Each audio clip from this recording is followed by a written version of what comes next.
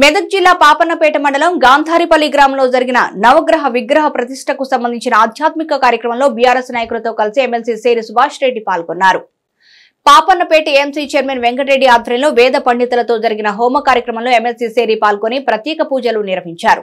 అనంతరం నూతనంగా ప్రతిష్ఠించిన నవగ్రహాల వద్ద ఎమ్మెల్సీ సేరి చేత వేద పండితులు పూజలు చేయించారు. తర్వాత హనుమాన్ మందిరంలోని స్వామివారిని ఎమ్మెల్సీ సేరి దర్శనం చేసుకున్నారు. ఈ కార్యక్రమానికి విచ్చేసిన ఎమ్మెల్సీ సేరిని గాంధారిపల్లి నాయకులు శాలువాలతో సన్మానించారు. ఈ కార్యక్రమంలో ఎమ్మెల్సీ వెంట సర్పంచులు మహిపాల్ రెడ్డి, శ్రీను నాయక్ తదితరులు పాల్గొన్నారు.